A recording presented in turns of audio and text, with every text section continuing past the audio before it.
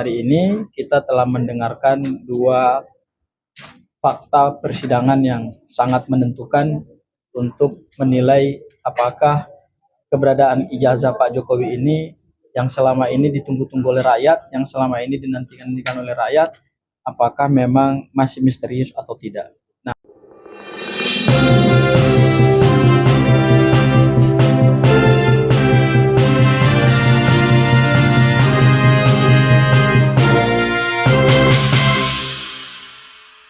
rekan media semua, kita telah selesai melaksanakan rangkaian persidangan sengketa informasi terkait dengan ijazah Pak Joko Widodo di Komisi Informasi Pusat.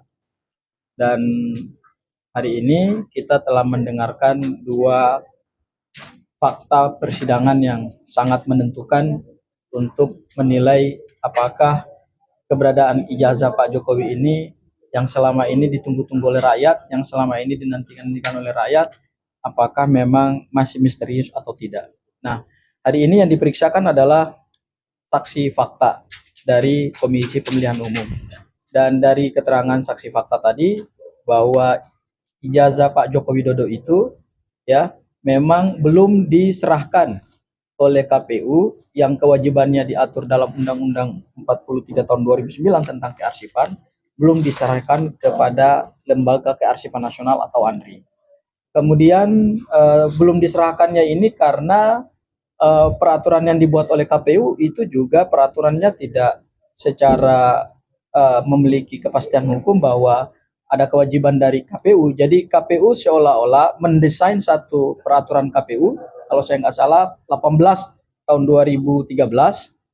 Jadi dari dokumen-dokumen calon presiden dan wakil presiden yang disampaikan oleh pasangan calon kepada KPU, itu aturan tersebut justru membuat ketidakjelasan, ya, sehingga dari awal kami melihat ini ada desain yang sudah dilakukan oleh penyelenggara pemilu untuk menghindari kewajiban menyerahkan ijazah Pak Joko Widodo kepada lembaga arsip. Ya, itu fakta yang hari ini kita dapatkan. Itu fakta pertama. Fakta yang kedua, dari ahli tadi menjelaskan bahwa berdasarkan Undang-Undang 43 tahun 2009, memang ada kewajiban dari pencipta arsip, yaitu KPU. Karena KPU itu adalah lembaga negara yang menyelenggarakan pemilu, memiliki kewajiban hukum untuk melakukan yang pertama, autentikasi terhadap ijazah ketika pencipta arsip itu menerima ijazah dari pasangan calon presiden dan wakil presiden. Jadi ada kewajiban hukum yang harusnya dilakukan oleh KPU untuk melakukan autentikasi, bukan hanya verifikasi, ya. Jadi kalau verifikasi memang dilakukan berdasarkan BAP. Tapi kemudian apakah autentikasi dilakukan atau tidak? Nah, ini yang tadi kami juga konfirmasi kepada saksi fakta, ternyata autentikasi itu juga tidak pernah dilakukan gitu, berdasarkan keterangan tadi, karena tidak ada kepastian dari KPU apakah autentikasi itu dilakukan atau tidak. Kemudian yang berikutnya lagi, pada saat KPU nanti menyerahkan semua dokumen-dokumen calon presiden dan wakil presiden kepada lembaga arsip nasional dan itu dijadikan sebagai arsip nasional, maka itu juga harus dilakukan autentikasi. Nah, nyatanya berdasarkan fakta-fakta persidangan hari ini itu belum dilakukan sama sekali autentikasi terhadap ijazah Pak Joko Widodo, sehingga kesimpulan kami terhadap persidangan hari ini, ijazah Pak Joko Widodo masih misterius. Mungkin itu yang dari saya, bisa ditambahkan oleh Pak Alkatiri. Terima kasih. Tadi Mas kan lihat sendiri ya. Jadi intinya begini, awal tadi dari KPU langsung bagian teknik, dan kami banyak bertanya, jawabannya tidak tahu, dan tidak tahu. Hanya kami katakan bahwa kami belum puas dengan jawaban dari KPU. Kami mohon tadinya untuk langsung dihadirkan ketua KPU. Dia bilang, oh ini bagian ini yang tahu, ini bagian ini yang tahu. Padahal yang diundang oleh persidangan ini, yang diundang oleh pengadilan ini, KIP ini, itu adalah KPU. Seharusnya KPU mengirim orang yang berkompeten, yang bisa menjawab. Ya, kalau orang yang dikatakan hanya kepala bagian di satu unit yang hanya tahu bagiannya, ya kita tidak mendapatkan informasi. Tapi intinya memang benar KPU tidak menyerahkan ke lembaga arsip. Itu jelas. Dan kami tadi tegaskan pidananya untuk lembaga arsip. Jika lembaga arsip itu memang tidak apa istilahnya tidak menerima atau meminta, maka itu ada pidananya. Tapi pidananya ya itu kan saya bacakan tadi berapa tahun? 10 tahun loh. 10 tahun dengan denda 500 juta. Ya kan? Kalau sampai pidana ini terbukti, maka KPU juga terlibat di dalam apa? Ikut serta dalam tindak pidana. Karena ternyata bukan hanya ijazah Jokowi, ijazah presiden sebelumnya itu pun juga katanya tidak ada. Dan KPU tadi hanya membacakan semacam kriteria aja yang dalam PKPU, dalam peraturan KPU. Peraturan KPU, tapi isinya kriteria. Jadi kalau Dika ingin mendapatkan seperti peraturan KPU itu seharusnya untuk luar kan. Tapi ya, dan katakan di dalam penerimaan itu tidak ada ijazah. Nah, oleh sebab itu kami tetap akan masalahkan. Ya memang kalau memang harus pidana, terpaksa ya kami pidanakan. Karena apa? Memang ada ketentuannya di situ yang saya bacakan tadi. Di antaranya yaitu untuk masalah-masalah yang strategis. Saya katakan posisi presiden itu strategis enggak? Presiden itu termasuk sejarah enggak? Karena arsip yang disimpan itu harusnya arsip sejarah. Kalau presiden enggak termasuk sejarah, ya enggak ada masuk buku sejarah. Nanti anak itu kita enggak bisa baca. Nah. Pasti dong. Bahwa anak SD pun di presiden pertama siapa, kedua siapa. Ya kan? Karena dokumen sejarah, maka itu harus diarsipkan. Bahkan dikatakan tadi yang diarsipkan yaitu kopi salinan yang dilegalisir itu termasuk salinan otentik. Berarti sama dengan ijazah aslinya. Jadi yang disimpan nanti oleh Andri itu ya salinan ijazah yang dilegalisir, bukan ijazah Jokowi. Ya, karena dia sudah jadi presiden. Kalau belum presiden ya nggak bisa. Begitu jadi presiden, maka masuk ke ranah hukum. Dan itu kalau ada berhubungan dengan hukum dan sejarah. Presiden hukum ada aturannya untuk menjadi presiden. Itu aja. Mungkin lebih jelasnya dari beliau. Baik, terima kasih Pak Alkatiri dan Bang Gopur ya. Jadi sedikit mengklirkan, lihat dari sidang yang lalu-lalu sebenarnya ya Andri bilang yang presiden yang mereka tidak punya itu adalah presiden setelah pemilihan langsung. Jadi yang sebelum pemilihan langsung mereka punya yaitu Bu Megawati dan Gus Dur ke bawah. Dulu di sidang diungkapkan seperti itu. Jadi yang nggak ada itu baru yang setelah pemilihan umum langsung ya. Itu. Dan yang kedua itu saya kan penelitiannya hipotesisnya bahwa ijazah itu tidak ada. Karena hipotesis saya ijazah tidak ada, maka rekonstruksi metodologi saya adalah pasti membuktikan bahwa ijazah tidak ada. Dan tadi terungkap bahwa ya ijazah yang saya punya itu apa? Uniknya tadi KPU ya menyatakan itu tidak dikecualikan dikasih ke Andri ya. Dari 17 kontainer yang saya ingat dikasih ke KPU, satu pun tidak ada salinan ijazah otentik. Atau saya bertanya, mungkin apakah ada rekonstruksi untuk menghindar? Kenapa dihindari Andri? Jawabannya karena memang ada namanya sistem di Andri, setiap menerima dokumen, mereka harus otentikasi. Otentikasi ini bukan verifikasi atau klarifikasi ala KPU. Ini melibatkan ahli-ahli. Ahli-ahli arsiparis, ahli-ahli forensik dokumen, ya. Jadi dari situ saya kembangkan lagi, saya tanya lagi tadi, kenapa arsip itu yang mereka bilang KPU rahasia ke Andri, tapi dikasih ke kita? Kan jadi pertanyaan, ya nggak? Kita dikasih salinannya. Nah, kenapa? Baru saya ngeh, ternyata kualitas yang dikasih ke kita ya mungkin hanya kopi-kopian dari administrasi, bukan yang terautentikasi. Yang ke saya ini saya bilang jujur, sekarang saya berani pastikan bahwa data yang saya terima adalah data sampah secara penelitian. Karena saya tidak bisa mengetahui data yang dikasih ke kita-kita itu apakah primer atau itu diidentifikasi. Mungkin secara tampil benar, tapi tidak teridentifikasi seperti tadi itu kan harus ada kesamaan struktur, kesamaan bentuk, isi, kan gitu kan. Sedangkan yang dikasih ke saya juga persisnya sudah A4. Ijazah yang kita tahu kan aslinya katanya lebar ya. Dan tambah tanda tangan. Seperti itu. Mungkin itu aja dari saya, mungkin ada pertanyaan. Berkaitan dengan pernyataan KPU tadi yang tadi kan katanya nggak ada ijazah itu pengecualian. Tapi sebenarnya tadi ada nggak sih di peraturan yang dilihat itu pengecualian itu kalau di persidangan nggak ada? Kalau ijazah dikecualikan itu kan tentu yang paling tinggi adalah Undang-Undang Keterbukaan Informasi Publik ya.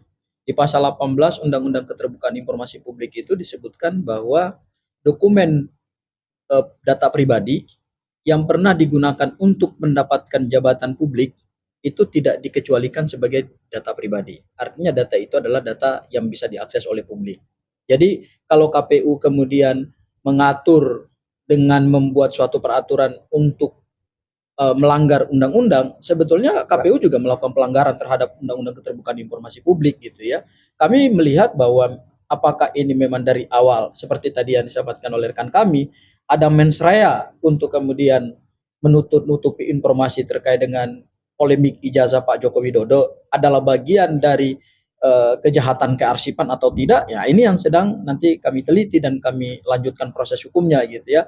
Karena kewajiban KPU itu kan cuma menerima dokumen, melakukan verifikasi dan autentikasi terhadap dokumen, kemudian menyerahkan dokumen tersebut kepada lembaga arsip dan dijadikan sebagai bagian dari sejarah perjalanan bangsa Indonesia. Kan itu saja kewajiban KPU, ya kan? Kenapa kemudian KPU dalam PKPU 18/2013 ya, itu malah menutupi ijazah sebagai dokumen yang tidak diwajibkan untuk diserahkan kepada Andri, padahal mandatori daripada Undang-Undang Keterbukaan Informasi Publik 14/2008 menyatakan bahwa dokumen pribadi atau data pribadi yang pernah digunakan untuk mendapatkan jabatan publik itu kan harus bisa diakses oleh publik gitu. Jadi ada kontradiksi regulasi yang dibuat oleh KPU, bahkan itu saya bilang adalah penyeludupan hukum gitu yang dilakukan oleh KPU. Karena kenapa?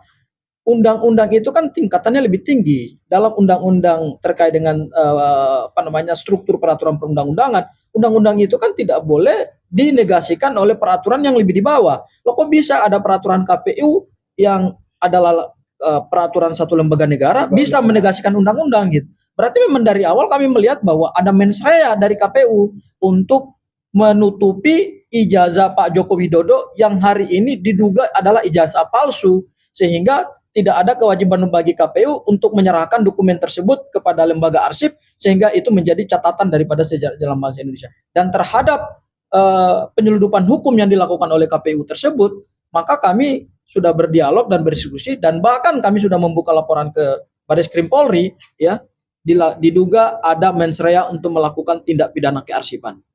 Seperti itu. Mungkin bisa ditambahkan oleh Bang. Jadi begini, selama ijazah itu digunakan untuk sebagai pejabat publik, itu sudah bukan pribadi lagi, tapi merupakan dokumen publik.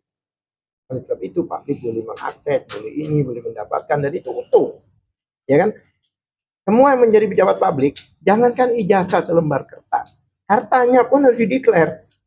Kita suka koran, dia punya harta ini, rekeningnya sekian dan sebagainya, istrinya punya ini dan sebagainya. Itu apalagi ijazah. Jadi tidak ada alasan untuk menutupi ijazah. Itu jelas, ya kan?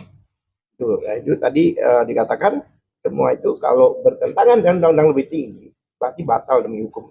Sama dengan tidak ada PKPU yang bertentangan dengan undang-undang di atasnya dianggap tidak ada karena batal demi hukum.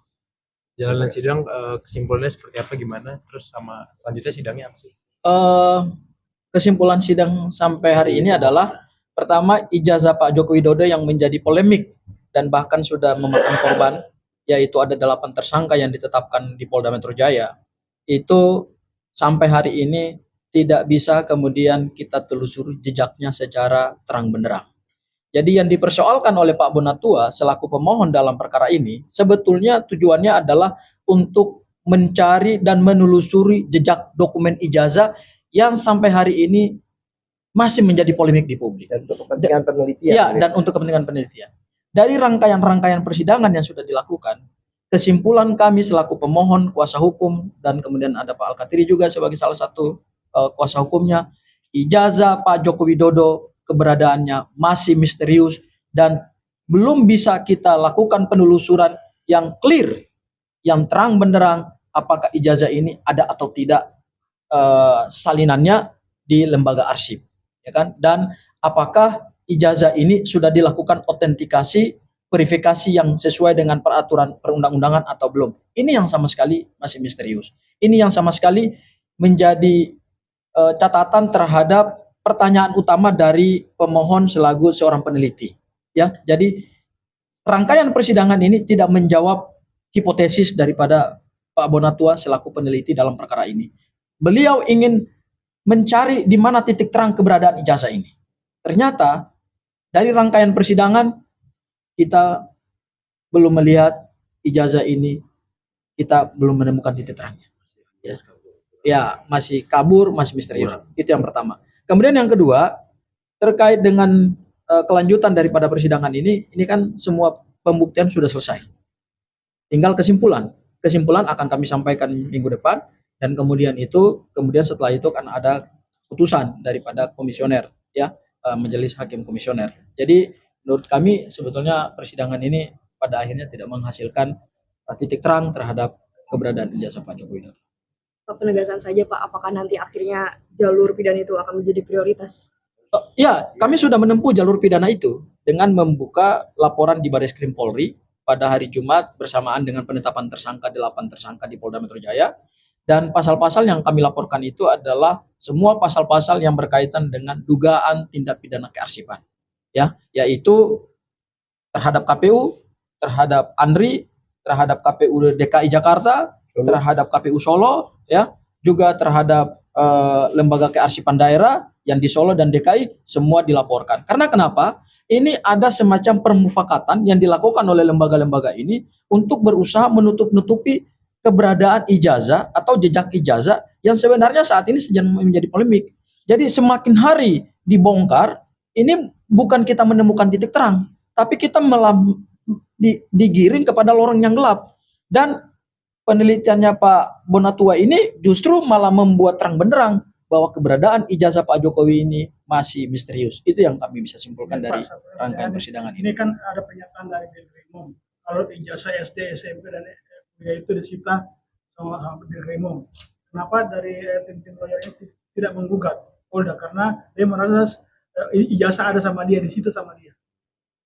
Ya, mungkin terkait dengan yang ada di Polda Metro Jaya itu bukan ranah pemohon, ya, bukan ranah kami, ya. Kami tidak ada kaitannya dengan laporan dugaan tindak pidana pencemaran nama baik atau penghasutan atau fitnah. Kami tidak dalam konteks itu.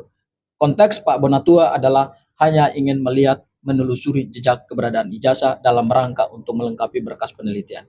Seperti itu, ya, Pak Bonatua. Udah cukup. Enggak, jadi mungkin mau ditegaskan lagi. Pertanyaan adik ini sangat bagus, ya. Jadi pidana yes, tapi terbuka juga kita ke petun. Karena habis nanti keputusan, kalau kita tidak puas, kita banding ke petun. Di situ nanti baru kita masuk pertempuran yang sebenarnya. Sekarang ini kan masih sifatnya informatif, ya. Saksi-saksi juga sifatnya kebutuhannya mengarah ke informasi. Kalau di petun kita sudah mulai lebih luas, ya, bersidangnya. Apa yang digugat Pak kalau di petun Pak? Tetap masalah ini juga putusannya PPID ini. Nah, tapi di situ akan lebih luas, ya, karena sudah panggil saksi dari berbagai perspektif, ya. Kalau sekarang kan masih untuk menguatkan permohonan informasi saya. Itu. Ya. Terima kasih, ya, teman-teman, ya. Luar biasa, ya, teman-teman.